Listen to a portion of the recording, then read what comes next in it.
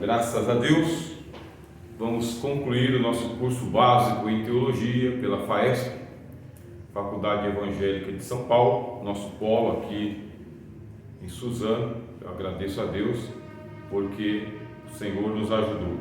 Fazer parte do remanescente, meus irmãos, é um privilégio.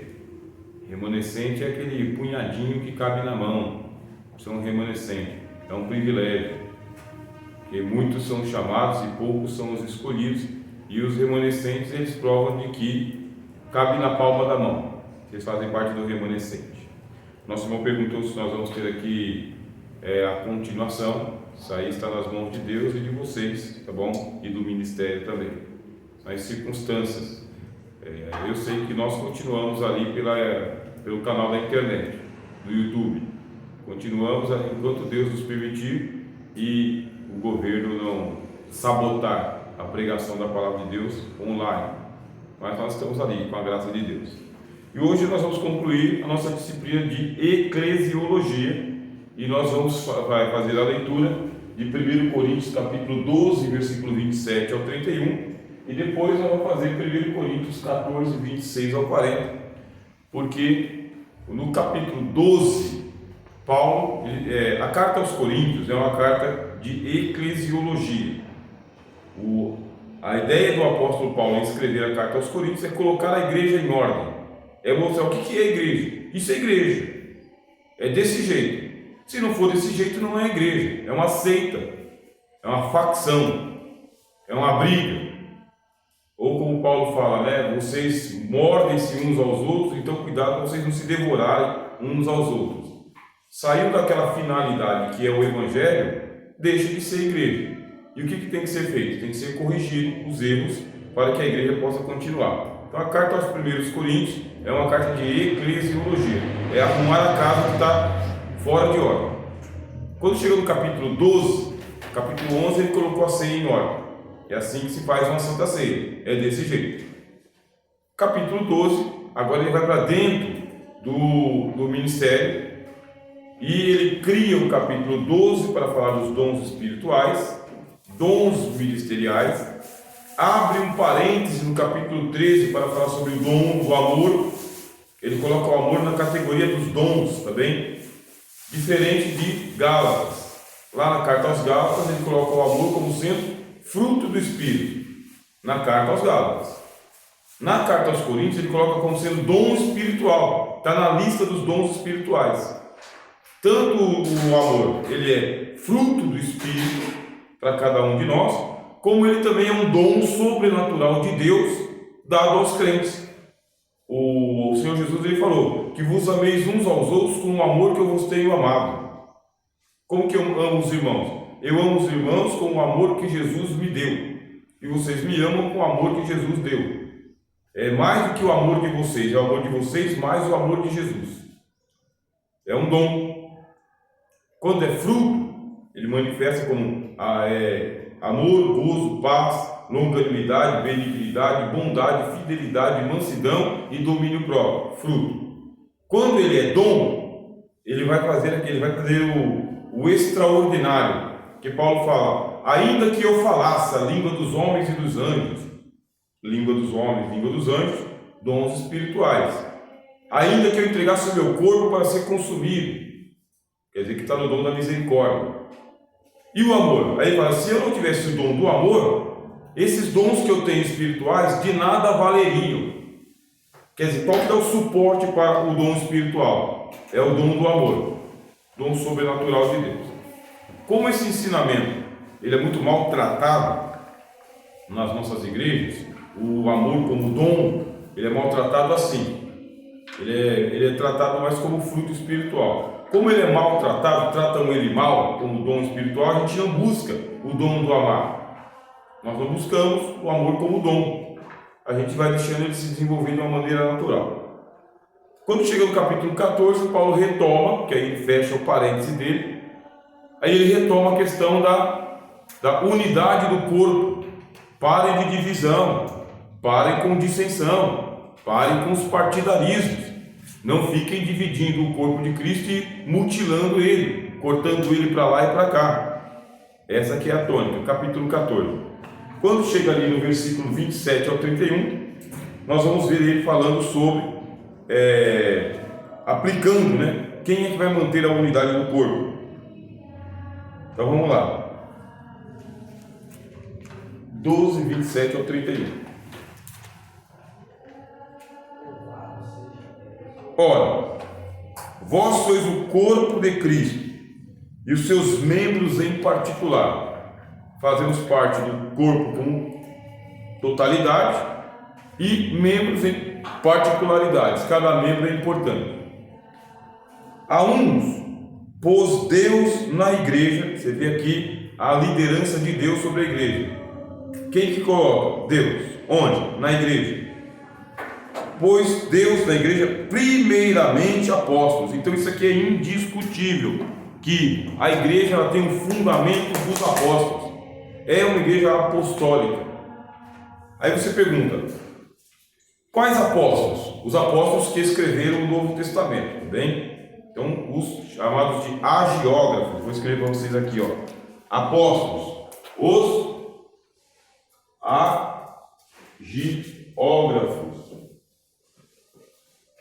Isto é, escritores do Novo Testamento.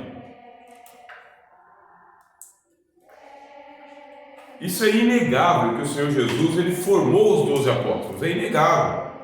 Ele chamou a si todos quanto quis, diz a palavra de Deus. Passou uma noite em oração e chamou a si todos quanto quis. Formou o colégio apostólico.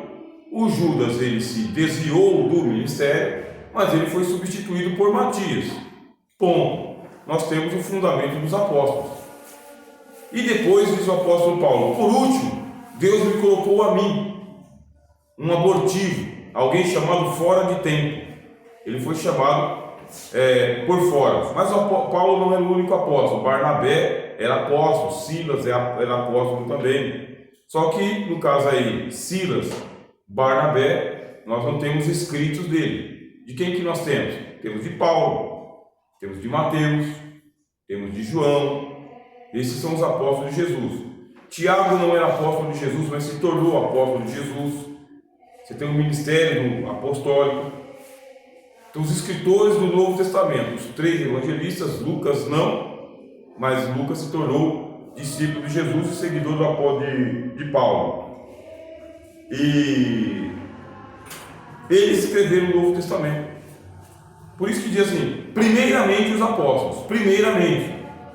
A palavra apóstolo, ela tem uma tradução, tá bem? Aqui, ó, apostolos, significa isso aqui, fim, tá bom? E esse daqui, enviado. O que é um apóstolo? Aquele que é enviado até o fim, aquele que é enviado aos confins da terra, aquele que é enviado em missão, com uma finalidade. Isso é um apóstolo. Como que a gente traduz hoje esta palavra? Traduzimos por missionários, tá bem? Então é assim que nós chamamos eles hoje. Chamamos de igual missionários. E por quê? Com a morte do último apóstolo, que foi o apóstolo João, com a morte dele, morreu aquele ministério apostólico dos agiógrafos, dos escritores do Novo Testamento, dos fundamentadores da igreja, mas a vocação missionária continuou, a vocação apostólica continuou. Aquele ministério terminou com os apóstolos. O último apóstolo que morreu, João. E depois dele continua a vocação missionária, a vocação apostólica, de gente que continuou plantando igreja, levantando ministério, espalhando o evangelho, indo até os confins da terra. Por onde que a obra da igreja começa? A obra da igreja começa com os apóstolos. Tem que haver algum apóstolo, que no caso ele vai ser o fundador de um ministério. Quais são os apóstolos da Igreja Assembleia de Deus? Daniel Berg e Gunnar Wingren. Esses são os apóstolos da Igreja Assembleia de Deus. Quem que é o apóstolo da Igreja Metodista? John Wesley e George Whitefield. Esses são os apóstolos da Igreja Metodista. E por aí vai. Quem são os apóstolos da Igreja Presbiteriana? Você pega lá Ulrico Zwinglio, João Calvino. São apóstolos daquela igreja. Quem que é apóstolo da Igreja Luterana? Martinho Lutero e Felipe Melanchthon. São os fundadores daquele ministério especificamente. Nos dias de hoje, nós temos aí um movimento que é um apostolicismo. Você vai pegar lá o apóstolo Agenor Duque, o apóstolo Estevão Hernandes. Qual outro apóstolo que tem aí em evidência aí? Rodrigo Salgado. Apóstolo Valdomiro Santiago. São apóstolos, tá bem? Eu não coloquei assim verdadeiros apóstolos ou falsos apóstolos. São apóstolos. Eles fundaram aquele ministério. Eles não são apóstolos da Assembleia de Deus. Eles são apóstolos daquela igreja, daquela denominação. Na hora que eu for avaliar se verdadeiro, se ou falso, aí eu vou para os frutos, porque pelos frutos se conhece a árvore. Como que eles manuseiam o fundamento do Novo Testamento? Como que eles ensinam a palavra de Deus? Que base que eles têm para o ministério deles?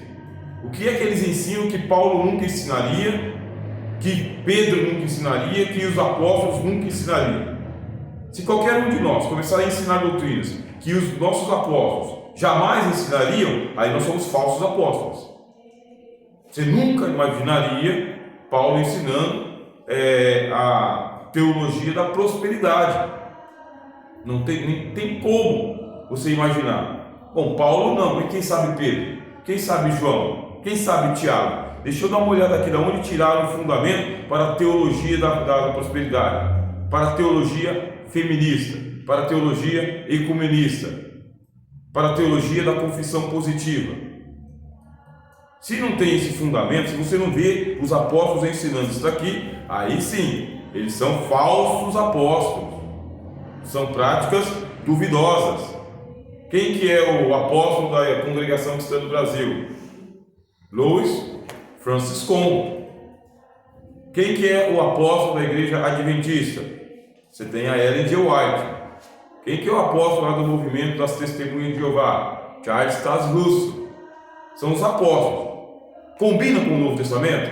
Tem a ver com o que os apóstolos ensinaram? Não, não tem. Aí a Bíblia vai corrigir. Ninguém pode pôr outro fundamento além daquele que já está posto, o qual é Cristo Jesus, pedra principal de esquina.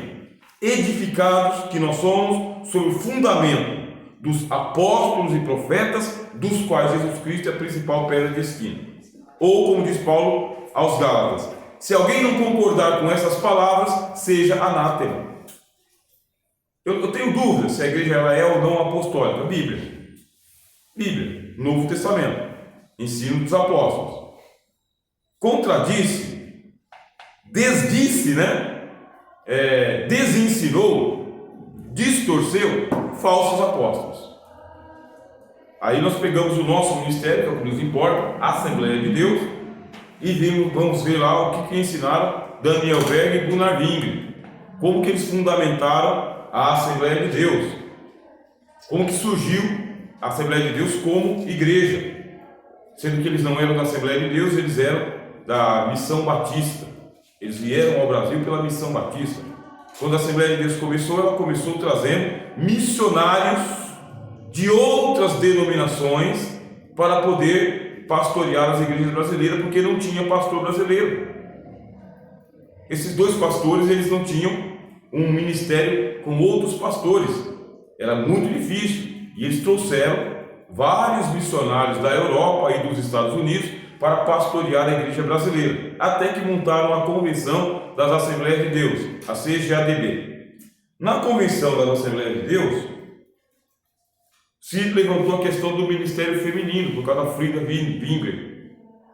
Porque a Frida Wingren, ela era uma mulher ilustrada pelo Espírito Santo, musicista, poeta, pregadora, ensinadora, uma líder de primeira. E o Gunnar Wingren, na Convenção Geral da Assembleia de Deus, levantou a questão da participação da mulher no ministério pastoral. Não ordenação pastoral, mas um ministério reconhecidamente feminino. Aí o que acontece? Primeiro, os pastores da Assembleia de Deus pautaram de que a igreja brasileira deveria ser pastoreada por pastores brasileiros e não por pastores estrangeiros. Quer dizer que não queríamos mais missionários estrangeiros tomando conta da Assembleia de Deus. Segundo, esses missionários começaram a ser mandados embora, pedidos mesmo, para se colocar pastores brasileiros. Terceiro, o ministério feminino ficou restrito ao círculo de orações, não foi reconhecido. Gunnar Wingre deixou a Assembleia de Deus, entregou, né? Ele é um estrangeiro, é uma lógica, né? Não quer missionários estrangeiros, eu sou estrangeiro, desgostou-se também dos descaminhos por quais a Assembleia de Deus começou a trilhar, por causa dos pastores que eles eram coronelistas, né? Eles eram muito mal formados, não tinham uma formação, mas eles eram chamados para o ministério. Gunnar Wingre entregou a igreja, foi embora com a Frida, continuou, aí chegou a hora que ele morreu. Aí depois se levantou uma hipótese de que a Frida Wingre havia cometido um adultério contra o Gunnar Wingre, uma acusação, sem prova alguma. Ela morreu afirmando inocência. Foi internada como louca mesmo. Isso aí está claro e esclarecido, tá bem? E hoje ela é venerada. Assim, é respeitada. Mas enquanto em vida foi perseguida e ela foi colocada para fora. Quer dizer, houve um maltrato ao apóstolo fundador da Assembleia de Deus por parte das Assembleias de Deus. Por quê?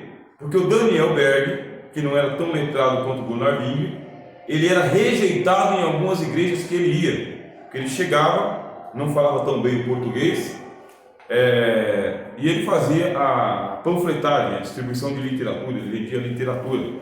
E em muitas igrejas ele chegava e ele não era recebido como sendo o apóstolo fundador da Assembleia de Deus. Porque tinha essa rejeição ao missionário estrangeiro, queriam se adonar da Assembleia de Deus. Aí você tem toda essa história do apostolado da Assembleia de Deus, a divisão do Ministério do Belém com o Rio de Janeiro. O Rio de Janeiro começou a fazer oposição, aí fez a divisão da CGADB com a Conamag, e de um lado ficou Paulo Leivas Macalão, do outro lado ficou lá, como que é o nome? Está na ponta da língua, Valdir Bício. Divisão. Houve divisão no corpo, houve rejeição aos seus apóstolos. E qual que é o contexto? O contexto é a carta do apóstolo Paulo aos Coríntios. Por quê? Porque ele foi rejeitado na igreja de Corinto. Uns diziam, eu fico com Paulo. Outros diziam, eu sou Pedro. E outros diziam, eu sou apóstolo. E outros diziam, eu sou Cristo. E Paulo escreveu 2 cartas para dizer, se eu não sou apóstolo para os outros, ao menos para vocês eu sou. Porque eu estive aí 1 ano e meio para plantar essa igreja. Pedro não esteve, Apolo não esteve. Quem esteve aí plantando a igreja? Eu. E ele foi rejeitado. Uma das marcas do apostolado, para a gente fazer uma análise criteriosa, é a rejeição do seu próprio povo. É uma coisa impressionante como que o apóstolo ele é rejeitado pelo seu próprio povo. O que combina com o que o Senhor Jesus falou. Se a mim, galho verde, fazem isso, quanto mais com vocês, galhos secos. Se a mim, pai de família, chamaram de Beelzebu, quanto mais vocês que são os domésticos. Se guardaram a minha palavra, guardarão a vossa também. Mas se não guardaram nem a minha palavra, também não vão guardar a de vocês.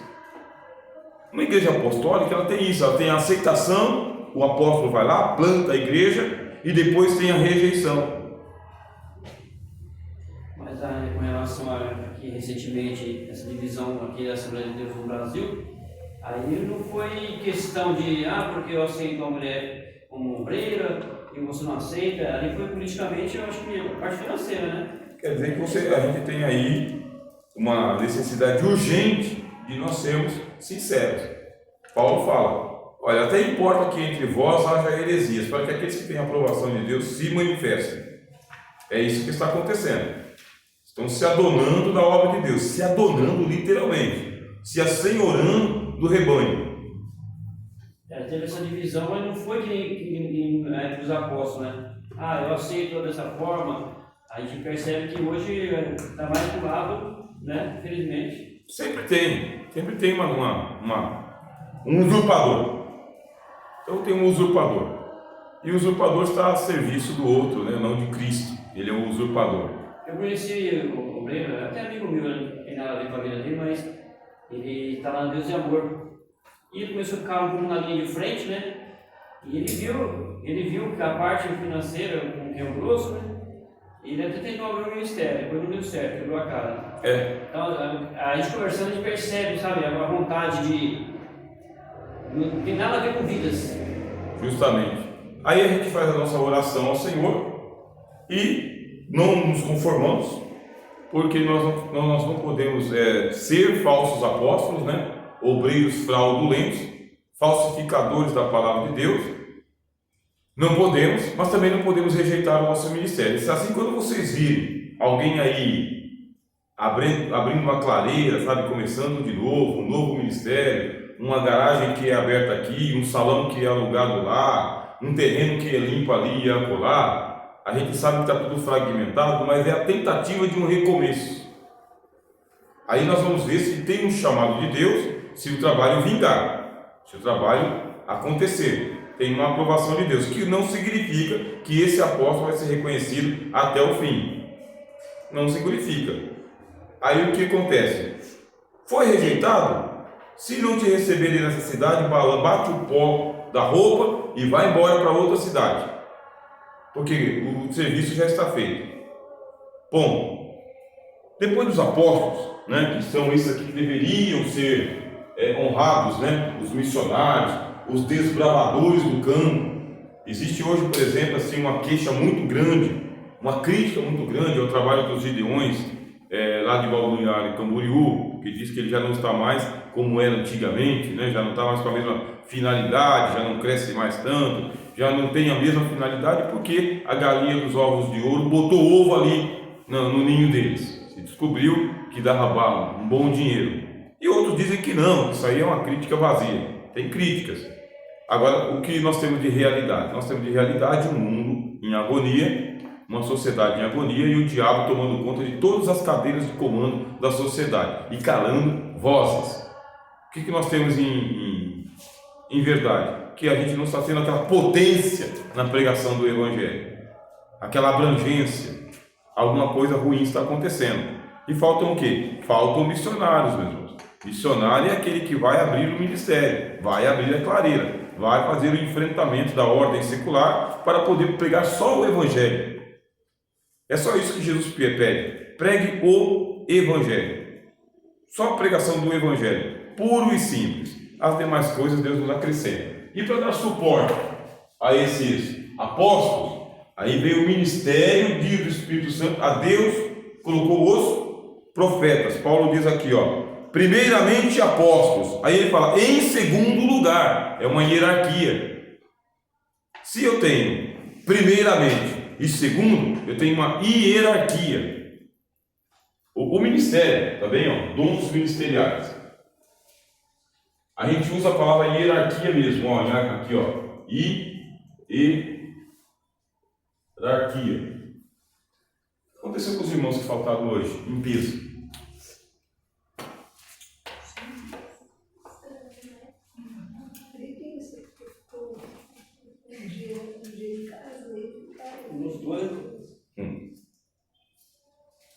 É assustador, meus irmãos.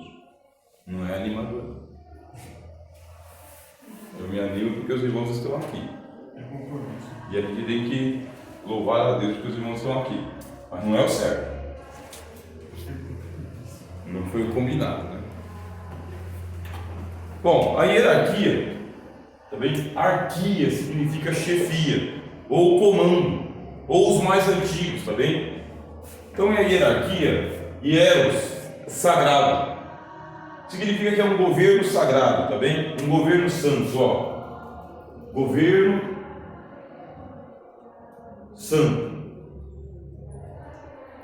Qual que é a ideia da hierarquia? Eu reconheço aquele que está acima de mim e me sujeito àquele que está acima de mim. Por quê? Porque ele está fazendo um serviço para Deus, um serviço santo. Quer dizer que o profeta olha para o apóstolo. A gente precisa de exemplos, irmãos. Precisamos de exemplos. Precisamos de referenciais. Tem alguém para quem a gente tem que olhar e falar o seguinte: se eu fosse de outra maneira, eu seria como ele, seria como ela. O meu líder, a minha líder, meu pastor, a minha líder. Eu olho para ela. Agora, eles não estão sozinhos, mas eles sentem solidão, e solidão extrema. É um ministério muito solitário. O topo da pirâmide, sabe? Ele é bem solitário. A cadeia do comando lá em cima, a tomada de decisões, ela é bem solitária. Aí vem o que faz Deus: levanta os profetas em um Novo Testamento. Qual que é a diferença do profeta do Velho Testamento para o profeta do Novo Testamento?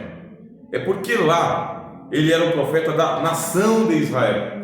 Ele profetizava aos povos. É para isso que Deus levantava. Ele tinha uma ação política na nação de Israel. Era necessário se levantar um profeta para advertir os reis, os sacerdotes e a sociedade. Quer dizer que ele era um ministério para a vida toda. E o profeta em o Novo Testamento, ele é um pregador da palavra de Deus. É aquele que professa. Profeta professa. Hoje, a gente traduz esse profeta como sendo pregadores. Agora, existe o ministério do profeta e o dom da profecia. E a gente vai falar sobre o dom da profecia, tá bem? Tá aqui, ó. 1 Coríntios, dom da profecia. Aqui, ministério do profeta. Esse ministério do profeta é aquele que Deus levantou para ser o pregador da igreja e para a igreja, e na igreja. Esses profetas, eles estão dentro do ministério? Estão. São pastores? São pastores também.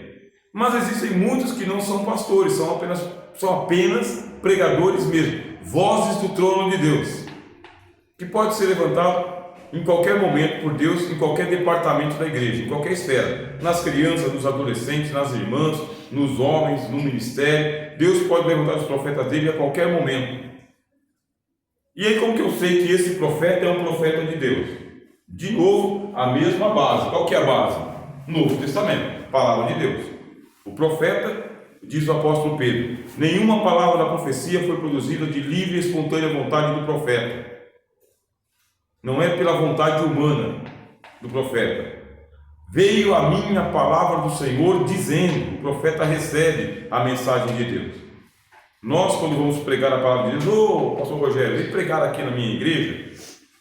Amém, meu irmão? Ou sim. Lá vou eu para buscar o Senhor da palavra. E buscando o Senhor da palavra, a Bíblia está aqui, até que Deus ilumina em que texto que vai ser pregado a mensagem. O fundamento da nossa pregação é a Bíblia, a palavra de Deus. E lá vamos lá, vou ouvir o pregador. E o que eu quero saber? Se ele está ensinando as Escrituras, se ele é sujeito ao que a Bíblia está ensinando, ou se ele está torcendo a palavra de Deus, fazendo a palavra falar o que ela não fala. Porque do mesmo jeito que existem falsos apóstolos, existem falsos profetas. Assim como tem missionário que é um espertalhão que só anda por aí zanzando e estragando a igreja dos outros, assim existem pregadores também que são apenas usurpadores da atenção. Eles querem o cachê no final do serviço. Aí como que eu vou saber a diferença entre um e outro? Eu mesmo me responsabilizo em estudar a palavra de Deus, ler, ouvir o que o Espírito diz às igrejas, para que na hora que o pregador estiver ali trazendo a mensagem de Deus, eu saiba se ela é de Deus ou não. E o apóstolo Paulo dá as pistas da profecia. Quais são as pistas? A palavra tem que exortar, ponto, consolar e ficaram. Começou a mensagem. Aí ele veio com a exortação. A exortação é uma palavra de encorajamento. Você está enfraquecido, desanimado, desmotivado, jogando a chuteira, pendurando a toalha, largando disso. Vem a palavra de Deus pela boca do pregador e no final dessa mensagem você está revivado, você está revigorado, você não para a carreira, você retoma da onde você está, você projeta, você pensa, a fé volta. Essa palavra de exortação. Palavra de consolação, porque tem coisa que não tem jeito. O que não tem remédio, remediado está, diz o meu pai. Tem coisa que não tem jeito, que você precisa de engolir em seco e consolar-vos uns aos outros com estas palavras. Paulo usa isso, por exemplo, quando ele está falando sobre os mortos. Estão dizendo que os mortos não voltam mais. Quem morreu, morreu, e quem não morreu vai morrer. E está desanimando a fé dos crentes, porque Jesus Cristo não voltou ainda. Aí Paulo pega e fala, consolai-vos com essas palavras. Quais palavras? Um dia os mortos ressurgirão, um dia Jesus Cristo voltará, um dia os vivos serão arrebatados para os céus, um dia o mal será extinto, um dia o justo será recompensado. Consolai-vos com essas palavras. Quando? Lá na frente que vai acontecer isso. E por enquanto, eu tenho o consolo da palavra. Com o que está acontecendo no Brasil hoje, eu estou pensando se eu vou continuar assistindo política ou não. Assim, o cenário político ele é uma coisa apocalíptica. A gente vê a besta do Apocalipse, o falso profeta, o dragão, você vê tudo reunido num canto só. Aí você vê a atuação de um déspota, à torta e à direita. E fiquei assim, numa angústia tão gigantesca em saber que os símbolos da justiça estão sendo exonerados, caçados, rechaçados, enquanto que o símbolo da injustiça está governando e tirando sarro. Acordei deprimido, nem dormi bem na semana. Aí quando fui para o meu carro fazer as orações e abri o Salmo 73, aonde o Asaf diz: eu vi a prosperidade dos ímpios, eu vi que eles estão rindo à toa, não há aperto nem na morte deles, que eles prevalecem em tudo quanto fez. E enquanto eu meditava nisso, meus pés quase resvalaram. É inútil servir a Deus. De que adianta comer o pão de dores, levantar pela manhã? Até que eu entrei no santo templo do Senhor e Deus falou comigo e disse: essa turma que está rindo à toa estão em lugares escorregadios. Deus os colocou em lugares escorregadios. Olha que consolo. Eles vão continuar derrapando, porque o que é justo, faça a justiça ainda. E o que é injusto, faça a injustiça ainda. Quem é limpo, limpe-se ainda. E quem é sujo, suje-se mais ainda. Por quê? Porque Deus dará a cada um de nós segundo as nossas obras, retribuirá. É o consolo da palavra de Deus. Eu hoje estou impotente para poder reverter a situação política do Brasil. Nem sou político. Sou um pregador da palavra de Deus. Como que eu vou fazer para reverter? Eu tenho a palavra de Deus que me consola dizendo: olha, é necessário que essas coisas aconteçam para que aquele que tem a aprovação de Deus se manifeste. É a divisão do joio e do trigo. E outra vez, diz o Senhor, vereis a diferença entre o justo e o ímpio, entre o que serve a Deus e o que não serve a Deus. Estamos em um momento que é assim, as provocações virão, as tentações virão, mas quem é de Deus, não vai vender os seus valores. E quem é do diabo vai se revelar que é do diabo. A palavra de Deus, então, ela exorta e ela consola. E por outro lado, ela edifica, significa que ela não joga fora aquilo que você já está fazendo. Aquilo que você já está fazendo, Deus vai aumentar, vai edificar. Deus vai manter firme. A palavra de Deus te ensina: continua fazendo o que é certo. Seja edificado sobre a fé dos apóstolos. Continua os seus estudos. continue as suas orações, continue o teu bom serviço ao Senhor Jesus, porque o vosso trabalho não é vão no Senhor. Pronto, essa aqui é a função do profeta. Se ele falou, e a pregação que ele trouxe, exortou, consolou e edificou, passou pelos 3 filtros que Paulo colocou. Não exortou, não consolou, não edificou, mas colocou dinheiro no bolso do pregador, antenas ligadas. Como que a gente sabe? Entrei e saí e o que eu ouvi não fez diferença. Entrei e saí e o que eu ouvi só foi agitação de bandeiras. Entrei e saí e só ouvi pipoca estourando na panela, nada mais. Não teve mudança de vida, nem mudança de atitude, nem atmosfera do céu. Não fez diferença. Palavra dos homens, não palavra de Deus. Falso profeta. Segundo lugar, Deus colocou os profetas para corrigir erros. Terceiro, aí surge aqui, Paulo fala, né? Em terceiro lugar, doutores. Aí entra o ministério que Deus me concedeu, de estar com vocês aqui e que vocês estão participando. Terceiro lugar são os professores, a gente chama eles como sendo professores, professores, ou, tá bem, ensinadores.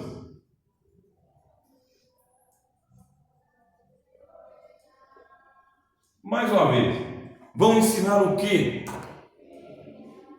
Vai ensinar o quê? Vai ensinar o que o Senhor Jesus nos ensinou. Jesus disse que no livro de Mateus, né? Ide por todo o mundo, pregai o evangelho em todas as nações, ensinando-as. Ensinando o que, Senhor? A guardar. Guardar o que? O que vos tenho ensinado. Ensinando-as a guardar o que vos tenho ensinado. Qual que é o papel do professor Rogério aqui? O papel do professor Rogério é entender o que Jesus ensinou e passar para vocês o que Jesus ensinou. Eu não sou profeta. Eu não sou doutor, aliás, apóstolo. Mas eu estou no ministério do professorado. Pronto, como professor, aquele que ensina, haja dedicação ao ensino, persistência em ler, entender, compreender, abrir escola, abrir seminário, montar sala de aula virtual, presencial, ensinar para 2 ou 3 ou por 2 dúzias, e aonde a porta se abrir, está presente ali. É o ministério do ensino. O ministério do ensino, que ele foi muito machucado pelo movimento pentecostal. O pentecostalismo arrebentou não, ele não deu ênfase, né, ao ministério do ensino, porque não era a hora, não era o momento, não era a geração. Se dizia que o ensino ele era muito frio. Não é muito frio, e o importante é que havia o Espírito, e aí veio o diabo com a interpretação errada da palavra de Deus, dizendo que a letra mata e o Espírito vivifica. Pegava um texto da palavra de Deus e fazia igual o ministro da Justiça fez essa semana. O ministro da Justiça pegou e citou o texto de Jesus para o presidente da República, dizendo que Jesus estava satisfazendo a vontade do presidente da República, porque ele disse: bem-aventurados que têm fome e sede de justiça, porque serão fartos. Olha aí, presidente, ele distorceu o sentido da palavra de Deus para fazer homenagem ao presidente. E nas nossas igrejas também. A letra mata e o Espírito vivifica. Não estudem não, porque você vai ficar frio, gelado, vai perder a fé. E não era isso que Paulo estava ensinando. Paulo estava dizendo que a letra da lei de Moisés exigia a morte imediata do criminoso. A letra mata. Ela exige. Quem não viver por essa lei morrerá. Ponto. E o Espírito vivifica. Chegou o ministério do Espírito Santo, que não trata o transgressor com morte, mas trata o transgressor com perdão dos seus pecados, novidade de vida. E para entender isso, e para fazer as pessoas entenderem isso, aí nós tivemos, graças a Deus, a existência da escola bíblica dominical. Só que a escola bíblica dominical também passou por uma dificuldade gigantesca na Assembleia de Deus. Por quê? Porque era o pastor que dava a escola bíblica dominical, era o pastor que dava o culto de doutrina, e era o pastor que ministrava a palavra de Deus no domingo e no sábado, e o pastor que pregava nos cultos de evangelização, e o pastor que pregava nos cultos nas casas também. Quer dizer que um só homem fazia todo o ensinamento da congregação. E aonde que ficava o ministério dos doutores? Ficava onde? Para quem? Onde foi parar? Estou falando estritamente da Assembleia de Deus. Tá bem? Até que, graças a Deus, teve aí um movimento do Espírito Santo distribuindo o dom deles para mais gente. Ele começou a chamar gente para poder ensinar, além do pastor, irmãs, irmãos, diáconos, presbíteros, começou a chamar gente para ensinar na escola dominical. Chamou gente, colocou lá na CPAD, fizeram a revista, não sei o que. Aí a contrapartida começou a diminuir a frequência das pessoas na escola dominical. Agora tinha professores e menos pessoas para serem ensinadas. Um desprestígio para a escola dominical, comparado com anos anteriores, tá bem? A escola dominical hoje ela é uma sobrevivente.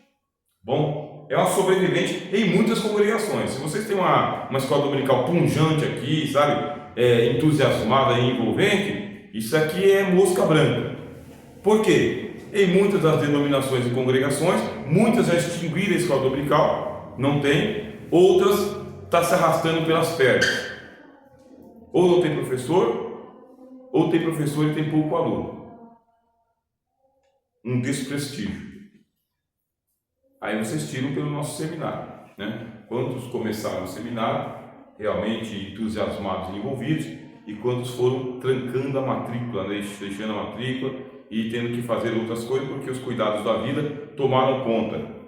Não é um ministério fácil, não é um ministério para todos, ele não é aquele avivamento que acontece num culto, né? Com aquelas músicas, aquele negócio todo. É muita reflexão, muita crítica.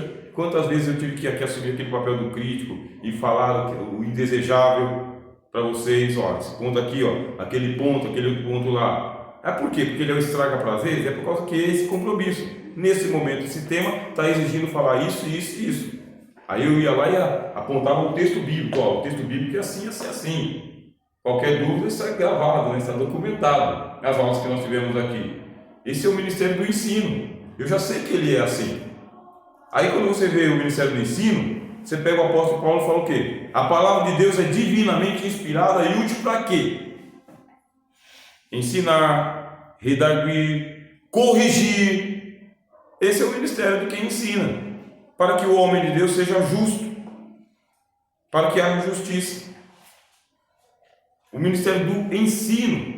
O Senhor Jesus ele disse assim: se um cego guiar outro cego, cai todo mundo no buraco. E de quem que ele estava falando? Dos ensinadores que eram os escribas e fariseus. Eles eram condutores cegos.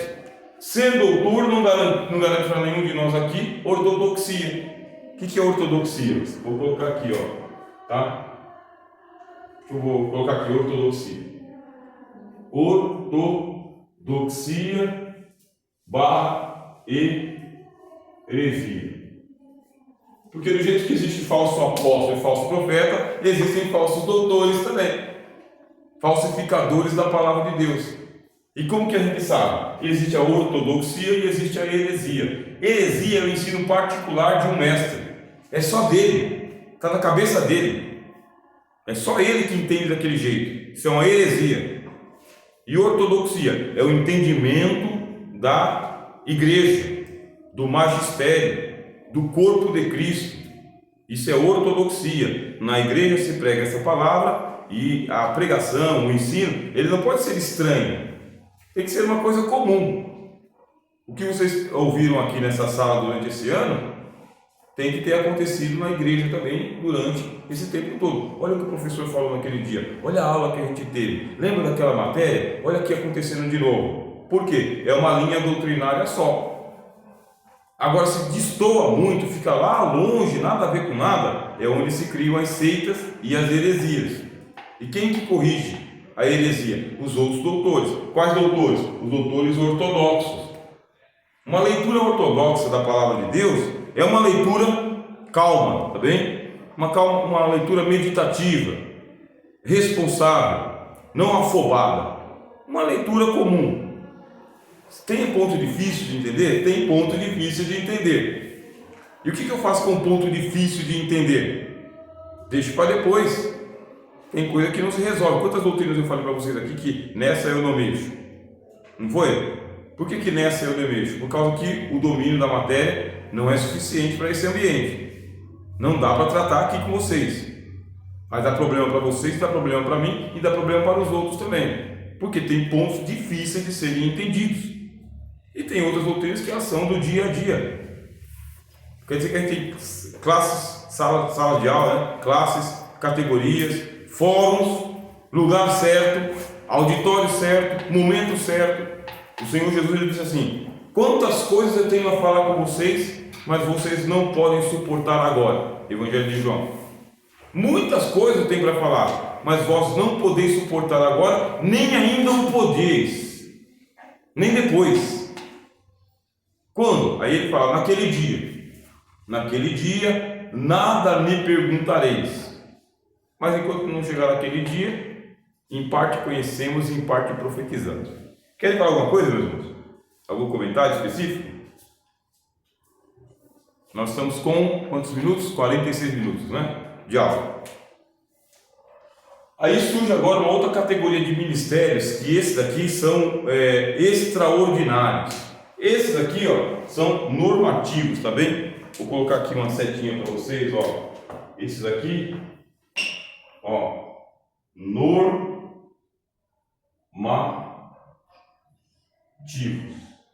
Esse normativo significa o quê? Que é normal, tá? Tá normalizado. E daqui para baixo existem os extraordinários, tá bem? Vou colocar aqui, ó. Vou colocar aqui, ordinários. Portanto, isso aqui são ordinários. Ordinários e normativos. Extraordinários. Significa o quê? Que eles vão surgir em um determinado momento, vão acontecer e vão ser recolhidos. São ministérios que são cartas na manga de Jesus. Não é para todo mundo, não são para todos os ministérios, nem toda a igreja vai ter essa manifestação, não é em todo momento. Toda a igreja tem que ter um apóstolo fundador? Sim. Toda a igreja tem que ter os profetas pregadores? Sim. Toda a igreja tem que ter os ensinadores? Sim. Toda a igreja vai ter os operadores de milagres? Não. Porque eles entram na categoria dos extraordinários. Todos os profetas do Antigo Testamento operaram milagres? Não. Poucos profetas eles eram operadores de milagres. A grande maioria dos profetas eram pregadores, oráculos do Senhor. Milagre como Elias, Eliseu, Moisés, raríssimo. Mas pregador da palavra, Isaías, Jeremias, Jonas, Oséias, tudo pregador. Quer dizer que esse é o ordinário e tem o extraordinário. Jesus ele tem um expediente extraordinário. Aí o apóstolo Paulo diz aqui, ó, depois, aí ele já não coloca mais em quarto lugar, em quinto lugar, em sexto lugar. Aí ele fala, depois que eu tenho apóstolos, profetas e doutores, depois, aí Deus fala, milagres.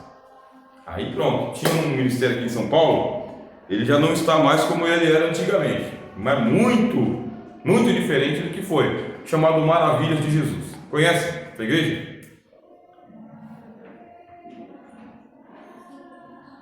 A igreja Maravilhas de Jesus era Maravilhas de Jesus mesmo. Os depoimentos de quem passou por lá e quem nasceu lá era de que milagre se tornou uma coisa assim, tenda dos milagres. Porque o ministério que foi dado ao apóstolo fundador lá era um ministério de sinais, de milagre mesmo, do sobrenatural. A igreja O Brasil para Cristo, quando ela surgiu também, ela surgiu com o ministério de milagres. O sobrenatural acontecia nesta igreja. E aí vinham os depoimentos. A igreja Deus e Amor, quando ela surgiu também, ela surgiu com o ministério de milagres.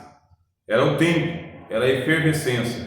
O mesmo não aconteceu com a Assembleia de Deus, não recebeu o ministério de milagres, recebeu o ministério de profecia, não de milagres.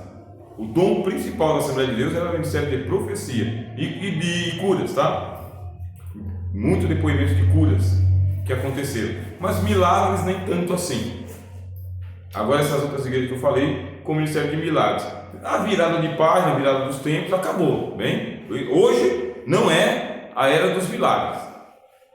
Não é. Aí você fala o seguinte, mas não tem milagre para acontecer? Sim, continua tendo cego, surdo, mudo, aleijado. Tem um monte de coisa que só o dom do milagre pode manifestar, só o ministério de milagres pode trazer. Mas, aí tem mais, né, meu irmão? O Senhor Jesus disse que por se multiplicar a iniquidade, o amor de quase todos se esfriariam. Por se multiplicar a iniquidade. E o Senhor Jesus, depois ele diz assim, quando vier o Filho do Homem, achará fé na terra? Como acontecerão os sinais? Jesus disse, esses sinais seguirão aos que crerem, meus irmãos. Esse ministério aqui, dos milagres, está atrelado ao dom da fé. É só você ler aqui em 1 Coríntios capítulo 12. A uns Deus deu o dom da fé e outros de operação de milagres. Mas precisa do dom da fé para acontecer o milagre? Sim, porque sem fé é impossível agradar a Deus. Precisa crer que Ele existe e que é galardoador daqueles que o buscam. Tem todos o dom de milagre? Não. Do mesmo jeito que não tem todos o dom de profecia, não tem todos o dom de apostolado, não tem todos o dom do ensino. E agora, como que eu faço para poder chegar lá e ver o restabelecimento, o acontecimento do dom de milagres? Como que é que eu faço? Aí você lê aqui, 1 Coríntios, né? Capítulo 12, versículo 31. Portanto, procurai com zelo os melhores dons. Com zelo, como diz o nosso hino, né? Pedi com fé e com fervor, e vos darei o Consolador. Pedi com fé e com fervor. Ora, a incredulidade tomou conta, a iniquidade tomou conta, a falta de fé tomou conta. A gente viu aqui o ponto de vista do nosso irmão aqui. Galinha dos ovos de ouro tomando conta de tudo. Viu metal tomando conta. Interpretação falsificada. Muita teatralização. Falsificam os dons, porque esses ministérios que tem aí não são autênticos. E por que a gente sabe que não são autênticos? Por causa do que o Senhor Jesus falou. O que você fizer com a mão direita, você esconde da esquerda. Jesus não poderia, lá no Evangelho, ter dito o seguinte: e quando orardes, não sejais como os hipócritas, que se comprazem em orar nas praças para seres vistos pelos homens, porque já receberam o seu galardão. Jesus, ele reprovou esta oração espetacular de teatro. Ele disse: não, a única recompensa que tem são os aplausos dos homens. Olha como que ora bem. Mas cadê o sinal? Não tem. Aí fingem que o cara está andando, fingem que o cara está sendo liberto dos seus vícios, fingem que o cara está voltando a falar, voltando a ver, fingem. É um espetáculo.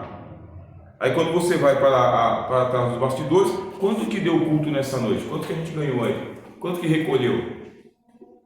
E essa é a verdade. Igrejas que elas mercadejam com a palavra de Deus e com a boa fé das pessoas, que vão e voltam, não recebem a promessa de que eles diriam que ia receber ali, se desiludem com a igreja e se tornam pregadores desanimados com o Evangelho, dizendo que a igreja é tudo falso. Quantos de nós não fomos desenganados justamente com esses pregadores fanfarrões? Porque faltou a autenticidade do milagre. Quantos milagres Jesus fez que ele falou: vai agora contar para todo mundo? Pelo contrário, quando Jesus fazia milagre, ele dizia: não contes a ninguém. Não contes a ninguém. Até os 10 leprosos. Vai lá e se mostra para o sacerdote e oferece a Deus o que Moisés estabeleceu na lei. Os milagres, eles eram feitos não para a popularidade de Jesus, mas para a cura do doente. Só. O que ele falou para o paralítico lá do tanque de Betesda? Pega a tua cama e vai para a tua casa. Pronto. E para outra mulher? A tua fé te salvou. Vai para a tua casa. Tem bom ânimo, filho. Pega a tua cama e vai para a tua casa. Esse é Jesus. Quantos milagres a gente tem do ministério dos apóstolos? Pouquíssimos, hein? Você pega aqui as cartas do apóstolo Paulo e procura saber quantas vezes ele contou o milagre que ele fez. Tem 13 cartas de Paulo, 13. Procura saber quantas vezes ele contou o testemunho do milagre que ele fez. E olha que ele curou Enéas, Jesus te dá saúde. E ele não falou nada. Quem contou foi Lucas, lá na frente. Pedro escreveu 2 cartas. Você procura nas 2 cartas de Pedro a vez que ele conta que ele fez a cura lá, ressuscitou a Tabita, a Dorcas. Ele não conta. Ele não falava de si mesmo. Nas 2 cartas de Pedro, nas 13 cartas de Paulo, na carta de Tiago, na carta de Judas, nas 3 cartas de João, na carta aos Hebreus, não existe testemunho particular de eu curei, eu fiz, eu levantei. Não tem. Simplesmente não tem. Aí o pessoal pega e fala: vem aqui para a tenda dos milagres, porque o apóstolo. Aí faz aquele fundo sonoro falso. O apóstolo. E engana muitos. Precisamos do dom de milagres? Precisamos. Mas precisamos da simplicidade do Evangelho para que os milagres aconteçam, e o beneficiado é quem recebeu o sinal. O cego vê, os surdos ouvem, os mudos falam, e os mortos são ressuscitados, e aos pobres é pregado o Evangelho. Esse aqui é o dom que se manifesta. Amém, meus amigos? Glória, né? Depois, dons de curar. Então vamos colocar aqui milagres, a gente vai colocar aqui descrição, tá? Ó, descrição e humildade. Dons de curar. Por que dons de curar no plural? Ó, milagres no plural, doutores no plural, profetas no plural, apóstolos no plural. Por que dons de curar? A analogia é a seguinte: para cada tipo de doença, não tem um especialista naquela área? Estou com um problema no coração, vou aonde? No oculista? Não, vou no cardiologista. Certo? Estou com um problema no pulmão, eu vou aonde? Eu vou no otorrino? Não, vou no pneumatologista. Meu menino tem menos de 10 anos de idade, eu vou aonde? Eu vou no pediatra. Quer dizer que existem especialistas para cada tipo de enfermidade, de doença, de mal. Aí, os dons de curar também são assim. Como existem diversas moléstias, aí são necessários dons específicos para aquele tipo de doença. Primeiro, Jesus ele coloca assim, ele coloca imporão as mãos sobre os enfermos e os curarão. Isso no geralzão. Para Jesus é isso que a gente tem que fazer: impor as mãos sobre o enfermo e os curarão. Imposição de mãos.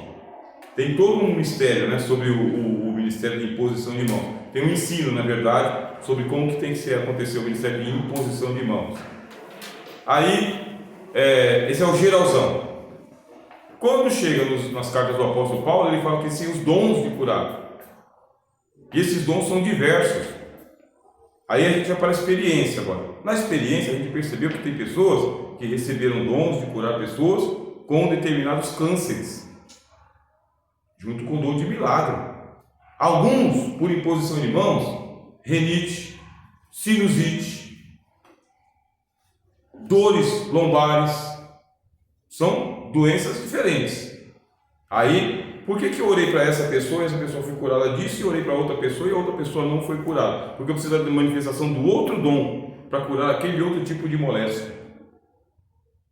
Como eu não sei, eu não sou especialista em medicina, o que eu faço? Eu peço os dons. Senhor, manifeste os dons de curar. E não é orar pelos enfermos, orai pelos enfermos. Nós fazemos isso, não fazemos?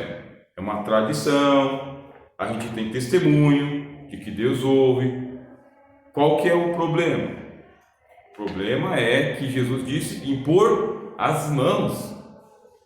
E mais ainda, agora voltou o frio, né? O apóstolo falou o seguinte: está algum dentre vós doente? Faz o quê? Chame quem?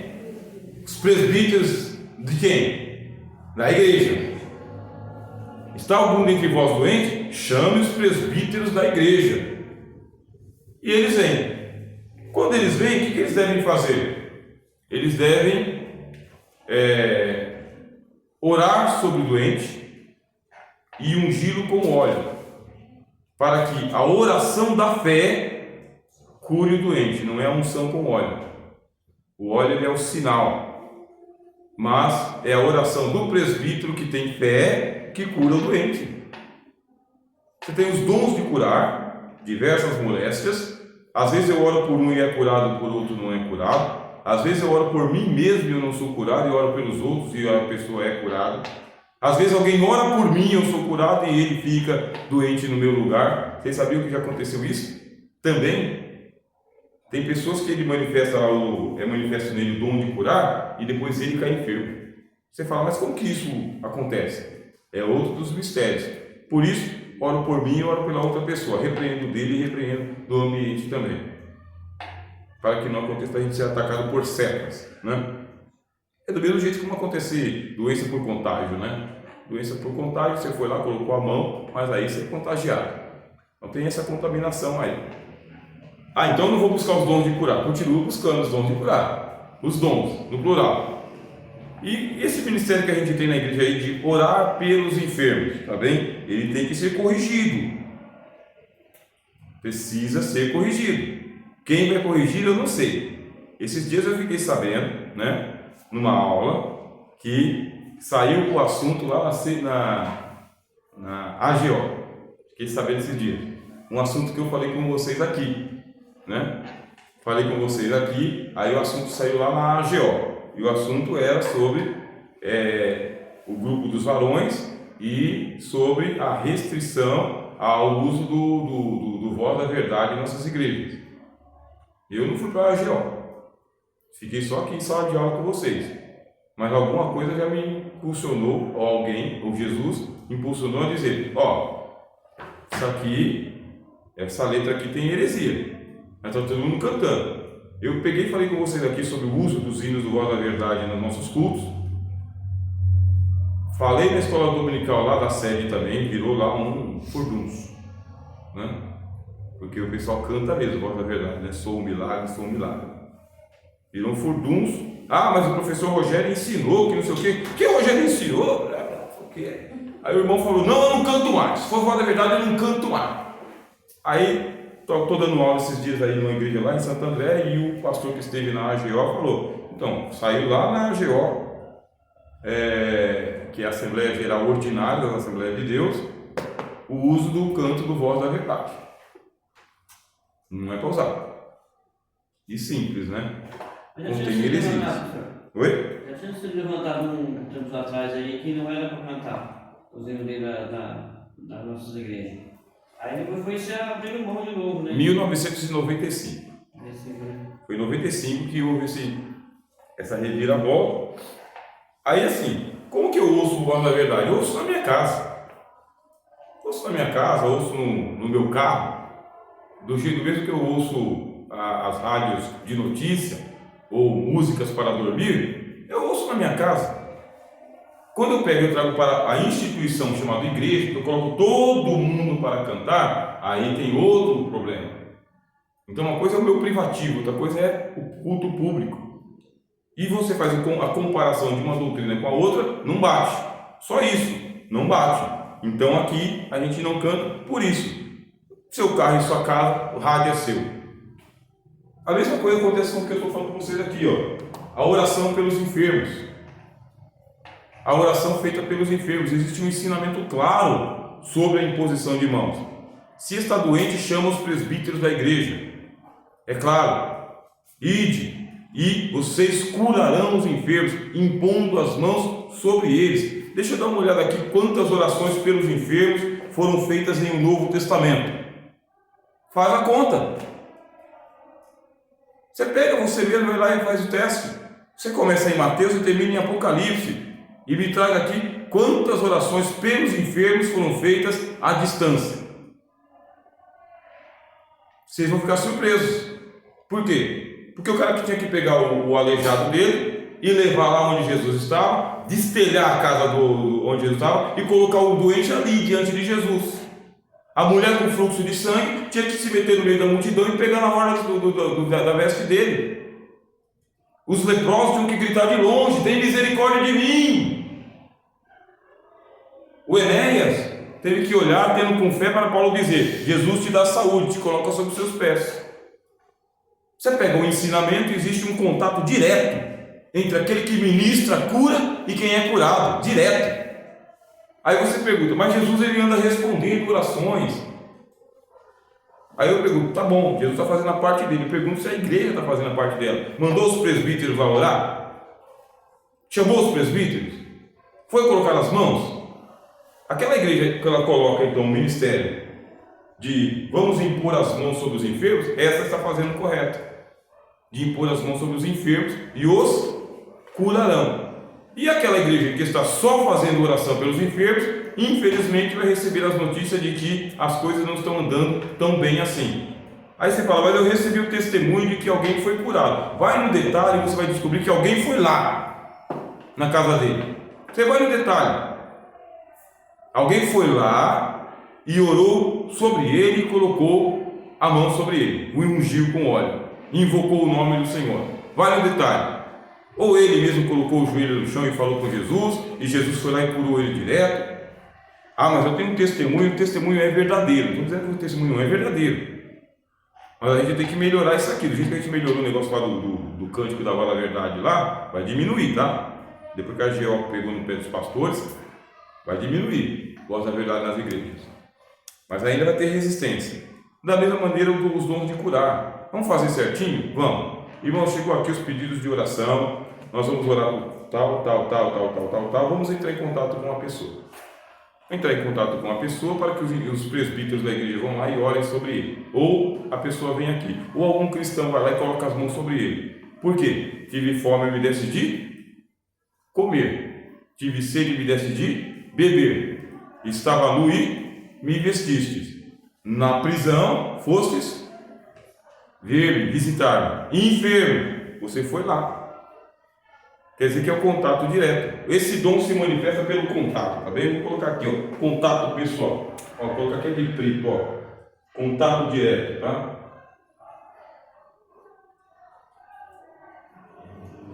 Ao menos nenhuma cura que o Senhor Jesus fez aconteceu sem que houvesse um contato direto ou um intermediário, que é o caso do filho do centurião. Vai lá chamar Jesus lá para ele poder curar o meu filho aqui, que está quase morto, o servo. Jesus se levantou e foi. No meio do caminho, o centurião disse o quê? Não precisa o Senhor entrar na minha casa, porque eu não sou digno. Manda uma palavra e o meu servo ficará curado. Mas olha aí, Jesus fala: nem em Israel vi tanta fé. Só que você teve a disposição do centurião, que pediu oração, não só oração, ele pediu a presença de Jesus que foi curar, e depois o ponto de contato, os servos que disseram: fala assim e assim acontecerá. Tudo isso está acontecendo, está na Bíblia, em português, para a gente ler. Eu gostaria de receber os dons de curar. Vai receber, mas você vai ter que levantar e colocar a mão no doente. Vai receber. Deus vai te usar, mas ele vai dizer para você: levanta e vai à rua à direita, porque lá tem um Saulo que está cego e ele tem que voltar a ver. Você vai receber e Deus vai abrir as portas do hospital para você. Você entra lá e você vai querer curar todo mundo, e Jesus não vai curar todo mundo, ele vai curar um ou outro. É assim que se manifestam os dons. Não é a granel, é quem ele quer, né? Glória, que hora que é, mano? A gente toma um cafezinho. Dá tempo, né? Então vamos orar, dá para terminar aqui. Aí o apóstolo Paulo fala dos dons de socorro. Vamos lá. Capítulo 12, né? Versículo 28. A uns, pois Deus na igreja, primeiramente apóstolos, em segundo lugar profetas, em terceiro doutores, depois milagres, depois dons de curar, socorros. Esse dom de socorro aqui, hoje a gente tem a assistência social, não é? Assistência social é o dom de socorro, ou o ministério do socorro. Onde foi que o apóstolo Paulo ele teve uma experiência assim? Com a fome que aconteceu na Judéia. Teve uma grandiosa fome. Os crentes de Jerusalém estavam todos padecendo muita fome mesmo. E haviam igrejas que estavam abastadas, que eram as igrejas da Acaia. As igrejas da Acaia estavam em melhores condições que as igrejas da Judéia. E alguém tinha que se doer com a falta de alimentos. E quem se doeu? O apóstolo Paulo. Por isso ele pegou e falou: façam as coletas. Vamos fazer as coletas, não vamos deixar isso passar em branco não. E vamos fazer uma grande mobilização aqui para não deixar que as pessoas padeçam as necessidades mínimas. Alguém tem que se incomodar, alguém tem que se importar, alguém tem que socorrer os desvalidos da sociedade, da igreja. Aí você fala, mas não tem esse ministério em nossa igreja. O ministério, né, a assistência social da igreja, eu li, né, um livro batista, e ele fala que esse ministério não deveria ser chamado de assistência social, deveria ser chamado de ministério de beneficência. Beneficência. Quando eu tomei conta da escola dominical, eu vi que vários irmãos não tinham nem condições, às vezes, de pagar a revista, ou as nossas salas de aula não tinham material didático, as nossas crianças não tinham lá o lápis, não tinha a folha de sulfite, o caixa da escola dominical não suportava. Eu fiz uma gincana com eles, e quem trouxesse mais coisas para a escola dominical, a gente ia pontuando, não sei o que. Houve um frenesi na escola dominical que ela montou uma despensa gigantesca. Tinha abastança. Tinha que pedir para os irmãos não trazerem mais. Aí depois, já em outra época, eu comecei a tomar conta dos jovens. E os jovens não sabiam muito o que fazer, né? A não ser vir para a igreja e cantar. Aí eu peguei e dividi eles em grupos. Dividi ele em grupo de 5, 6, 7 jovens, né? E coloquei um líder sobre cada um deles. Líder eleito por eles mesmos. E falei, olha, nós vamos fazer o seguinte, vamos fazer uma mobilização para a assistência social da igreja. E vocês, entre vocês aí, tragam arrecadações. Arrecada lá o arroz, o feijão, o óleo, o açúcar, o sabonete. Façam uma mobilização entre vocês lá. E não deu outra. Os meninos começaram a se mexer, as meninas se mexeram, não sei o que, tal. Quando chegou no dia da Santa Ceia, que é o dia de trazer o quilo, né? Tava aquela mesa assim, forrada de ponta a ponta, que não tinha onde colocar, porque era só mobilizar. E depois eles mesmos começaram a ir distribuir as cestas para os irmãos. Aí eu falava para eles, ó, discrição total. Descrição de quem está recebendo, descrição de quem está levando. Não façam propaganda da igreja, só entrega e ora com a pessoa e vem para casa. Essa era a orientação que eu dava para eles. Porque esse é o ministério aqui, que se você colocar a mão no arado, aparece recurso à torta direito. Se você disser aqui que você vai montar aqui um bazar da beneficência na igreja, traga lá as melhores roupas que você não usa mais, estão no seu armário, dá um talento na roupa. Se tiver descosturada, manda costurar. Se tiver empoeirada, manda lavar. E nós vamos montar aqui um bazar beneficente. Cada peça de roupa 50 centavos. Simbólicos, né? O que vai aparecer de roupa boa. Boa. Para as pessoas da comunidade aqui à volta aqui. Um monte aparece. Tem um monte de gente precisando aqui.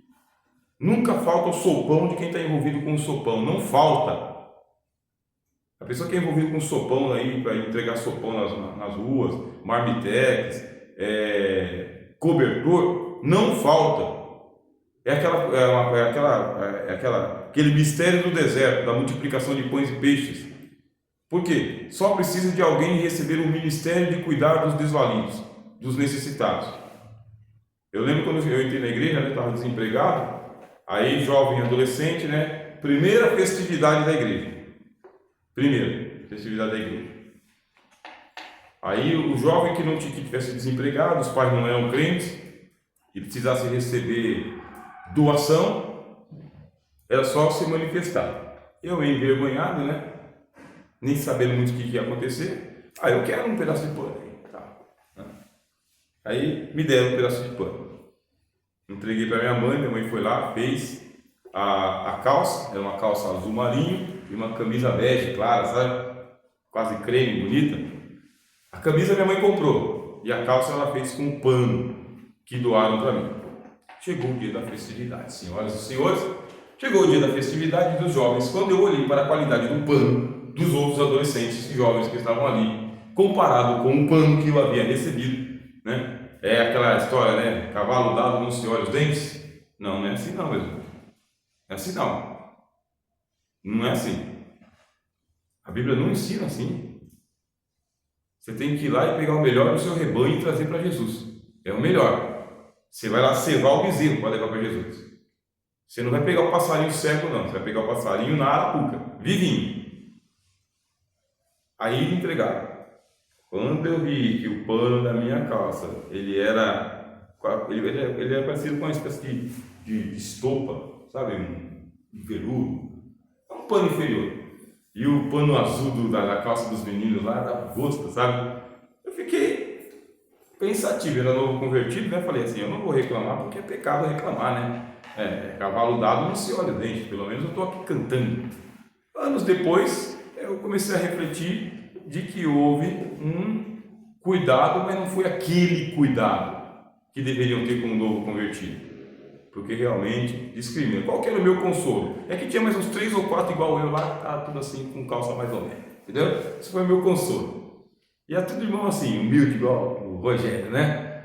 Então eu não estou por último da fila sozinho aqui. Anos depois eu precisei de uma cesta básica da igreja, precisei mesmo, estava desempregado, não ganhava nada. Aí levaram uma cesta básica na minha casa.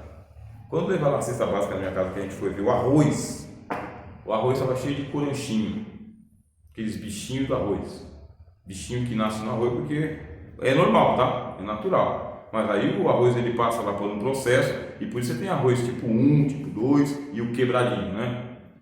Aí o arroz que foi para minha casa foi um arroz ruim. Você virava aquela pasta, né? Na hora que você cozinhava ele, não virava um arroz soltinho nem nada, né? Isso ficou marcado também. Aí eu decidi que quando eu fosse ensinar esse assunto, eu diria bem claramente para os irmãos: traga do que você come. Você vai trazer? Traz do que você come. Se você comeu quebradinho, traz quebradinho, sem crise. A amizade é a mesma. Se o sabão que você usa na sua casa lá é sabão de sebo, e é o que você vai trazer, então tá bom. Não vamos brigar por causa disso aqui. Agora, se o seu é aquele top das galáxias, melhor dos mundos, e você traz o inferior, isso é pecado. É pecado diante de Deus, é pecado porque a pessoa vai receber, porque ela está em necessidade, mas você está humilhando essa pessoa. Quando a gente for dizer o seguinte, olha, vai fazer uma doação de roupa, você traga aquela roupa que você não usa mais, mas não traz trapo velho, não. Não traz roupa fedida e rasgada, não. Não vamos deixar os irmãos farrapados aqui, não. E outra coisa, se der com a direita, não conta com a esquerda, não. Se você vê a criança da igreja vestindo a roupa que era do seu filho lá, jamais comente: olha como ficou boa a roupa do meu filho no seu filho. Não faça isso. Isso é pecado. É errado. Porque Jesus disse: faz com a direita e esconde da esquerda. Porque é assim que Deus faz conosco. Dá a todos liberalmente e não lança em rosto. Isso aqui é o ministério da beneficência. É ser bom de verdade.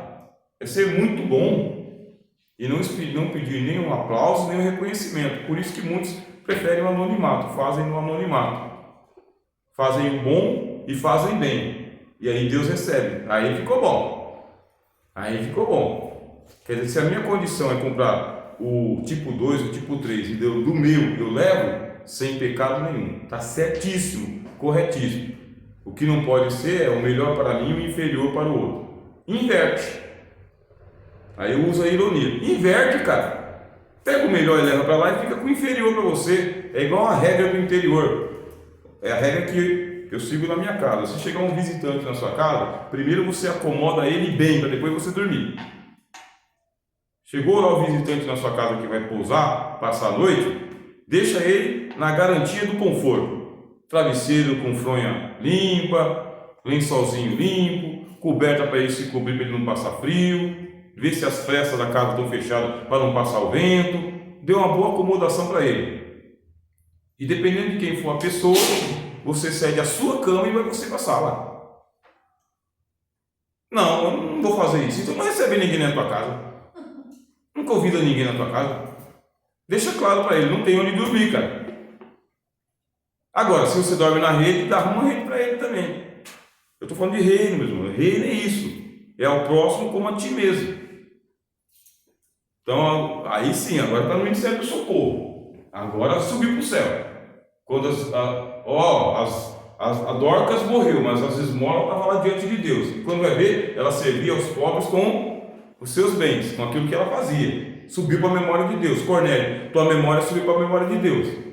Tua esmola, né? Subiu. Agora, se for para contar vantagem ou humilhar quem está recebendo, faz não. É melhor não fazer. Como disse Pedro para Ananias, né? Guardando não ficava com você? Para que você mentiu para o Espírito Santo? Você vendeu, era seu. Se você guardasse, era seu. Se entregou, entrega com a verdade, não com desse jeito aqui. Ô, bênção, hein? É glória. É, Jesus. Deixa eu ver. Dom de governo. Vamos para o café? Quer o quê? 8h53. Tem uns 7 minutos aí. Jesus está falando, rendeu o tempo, né? Ó, o irmão está falando, tá bom, estou esperando. Dom de governo, meu irmão. Dom de governo, também é um dom especial para quando a igreja está passando em crise. Aqui, ó, tempos normativos. Esse aqui, extraordinário. A igreja entrou em crise, está quase para baixar as portas, todo mundo indo embora. E aí o que faz Deus? Ele desperta um ministério chamado governo. Esse dom de governo é para aquele camarada, aquela pessoa que vai aguentar o tranco. Vai aguentar o tranco, não vai baixar as portas, vai fazer a oração sozinho e vai para o campo missionário, para o campo das visitas, para o campo sozinho. Resiste aos maus e ele vai levar a igreja durante tempos de crise, de turbulência, de tribulação. É um dom especial também, que tanto pode ser dado para o pastor local, quanto pode ser dado para alguém que vai auxiliar o pastor. Eu dou um exemplo aqui de Martinho Lutero. Martinho Lutero, ele é o reformador da igreja. Só que ele era um homem de temperamento explosivo. Lutero não tinha paciência em muitas situações. Ele não tinha paciência com os próprios reformadores, os irmãos de ministério. Sabe que é aquele negócio de você querer fazer e os outros querer segurar? Esse era Lutero. Ele estava em ponto de explodir. Aí quem Deus colocou ao lado dele, um homem chamado Felipe Melanchthon. Esse Felipe Melanchthon, ele era um diplomata. Ele era o porta-voz de Lutero. É o que Lutero enviava para as reuniões de ministério, para as discussões, para as dietas. Por quê? Porque ele soube conduzir a situação em tempos de graves crises, decisão que tem que ser tomada. Então, ou o dom ele é dado para o pastor da igreja local, ou é dado para alguém que fica ao lado do pastor durante a tempestade. Vai andando. Porque uma coisa é você ser pastor de igreja pungente, né? É só alegria, oferta entrando, pessoas se convertendo. Outra é você ver o pessoal resmungando, ministério brigando, e os irmãos pé no mundo. E aí você pensar o seguinte: vou faço as concessões ou puxo a rédea? Difícil. Eu fui pregar numa igreja aqui no nosso setor aqui, que eu tinha um evangelista que é do nosso ministério, que não congregava e que ele morava como caseiro. E na hora do culto ele ligava o carro dele e batia na chave e encharcava a igreja de dióxido de carbono, intoxicando os irmãos. Aí eu fui lá pregar lá, estou de boa, e quando eu comecei a pregar, o irmão, esse cara aí fez isso, e eu falei: misericórdia, pai, como que se leva uma igreja dessa para frente? Como se cuida de um lugar desse? Por que não pega esse pessoal aí? Tinha que pegar a igreja de lá, tirar a igreja de lá e colocar em outro lugar. É o que tem que ser feito. Por quê? Os incomodados não têm que se mudar? Ou fechar a porta da igreja? Aí eu levei o problema para quem tinha que resolver o problema, né? Eu não era o dirigente da igreja, eu levei para o pastor Davi. Assim, foi isso que aconteceu. Para ver se resolve lá. Ou esse evangelista se converte, né? Que a igreja tem que fazer essas orações aí, ou trata ele com um processo civil, né? Perturbação da lei, da ordem, sei lá o que é, ou muda a igreja de lugar. Aí você vê quantas decisões tem que ser tomadas. Por isso que Deus levanta o dom de governo, para poder tratar destas situações de crise. Porque senão as portas do inferno prevalecem contra. Todo mundo morre. Fica uma igreja morta. Aí tem que levantar esse dom aqui, que é o dom de liderança, tá vendo? Só que é liderança especializada, tá vendo? E por último, meus irmãos, para a gente tomar um café, variedade de línguas. Para que serve o dom de línguas? Paulo explica. Oração. A variedade de línguas, Paulo chama de línguas estranhas.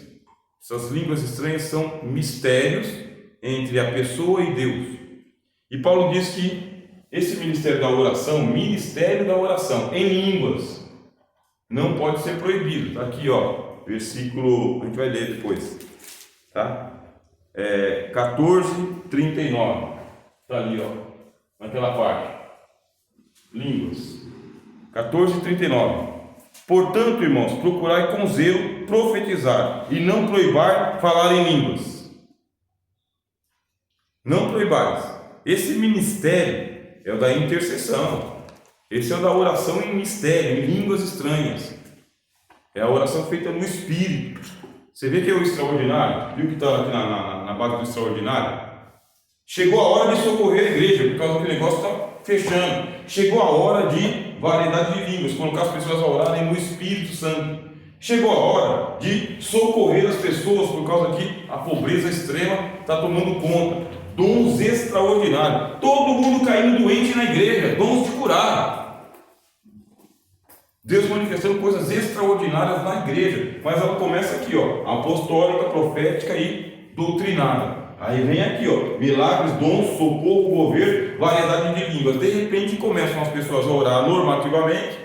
Senhor Jesus, boa noite, nós estamos aqui, Senhor, viemos aqui para poder adorar o seu nome, não sei o quê. 5, 10, 15 minutos de oração, de repente uma pessoa começa a orar em línguas estranhas. E não consegue parar. Não é uma coisa assim, de caso pensado. Está sendo inspirado por Deus para orar em mistério. Paulo fala, em mistério fala com Deus e ninguém lhe entende. Aí está ali você, galho seco, perto de um irmão, uma irmã, orando em línguas estranhas. E o mesmo Espírito Santo lhe ensina a orar também. E aí você começa a orar em línguas estranhas. Quando você começa a orar em línguas estranhas, outros começam a orar em línguas estranhas. E a igreja está orando em línguas estranhas. Quem entra, meus irmãos, já é impactado. Por quê? É um mistério que está acontecendo na igreja. Certo pastor fez uma pregação da palavra de Deus, pregação comum. Aí ele disse assim: manda o Espírito Santo dizer, fechem aí as 4 portas da igreja, que há uma pessoa com quem Deus vai fazer uma obra aqui nesta noite. E a igreja esteja em oração, enquanto eu estiver aqui chamando essa pessoa. Fechou as portas e a igreja começou: Senhor Jesus, tem misericórdia, Senhor Jesus, liberta essa alma, ilumina essa alma, solta essa alma das garras do diabo, Senhor, repreende o diabo. Começou os irmãos a falar em língua estranha. Aí de repente uma pessoa se levantou e foi parar lá na frente. E ela já foi falando em línguas estranhas, só que ela era do mundo. Ela era do mundo. Ela é aquela pessoa que vai na igreja, mas não se converte. Ela era do mundo, então ela estava ali visitando. Naquela noite ela conta que ela foi levantada do banco pelo poder da oração, e quando ela viu, estava em línguas estranhas falando lá na frente. Línguas estranhas. E a igreja toda orando em línguas. E quando ela se converteu, houve assim um espanto na igreja pela pessoa que estava se convertendo, porque as pessoas conheciam a história que ela tinha tido. Esse negócio de orar em línguas estranhas, ele é uma especialidade de Deus. Colocar a igreja em oração para poder enviar revelações. Livramento, meus irmãos, livramento em línguas estranhas. Você ora em línguas estranhas, ninguém entende, Deus que entende está dando livramento, ou na tua casa, ou na tua família, ou na tua parentela. Irmãos que sonham que estão orando em línguas estranhas e no outro dia tem um depoimento, um testemunho de que algo aconteceu. E aí vem, sabe? A gente vai só ouvindo aqui com a palavra da fé. Por isso Paulo fala, não proibais falar em línguas estranhas. E qual que é o nosso medo? Falsificação dos dons. Isso aqui é a crítica, falsificação dos dons. Eu não sou favorável, o professor Rogério não é favorável de fazer um espetáculo quando alguém é batizado com o Espírito Santo. Eu não sou favorável de trazer o microfone, colocar na boca da pessoa para mostrar para todo mundo que ela está falando em línguas estranhas. Isso aí, fora de contexto. Fora. Não faço e não ensino a fazer. Se for batizado com o Espírito Santo, é o Espírito Santo e a pessoa que foi batizada ali. Vai para casa e vai em paz. Mas não, aí o pessoal começa a fazer feira livre. Mais um batizado com o Espírito Santo, mais um batizado com o Espírito Santo, mais um aqui. Aí a pessoa volta para o lugar dela controladinha. Está diferente, por causa que antigamente quem era batizado com o Espírito Santo, o culto acabava e as línguas continuavam. É difícil. Meio difícil. Quer dizer então que as pessoas têm um bom autocontrole. Não estou falando que não acontece, mas na hora das câmeras apareceu e depois desapareceu. Não proibais falar línguas estranhas, mas não falsifica as línguas estranhas. Porque em línguas a gente ora a Deus, ninguém nos entende. O apóstolo Paulo fala, em espírito ora bem, meu espírito ora bem. Ele está orando corretamente. E é um dos ministérios que tem que fazer parte de uma igreja inteira. Está vendo aqui, ó, de A a H, meus irmãos. Tudo isso aqui, ó, dons ministeriais. Amém? Tomar café? Glória. Deus abençoe, meu irmão. Vamos lá tomar café.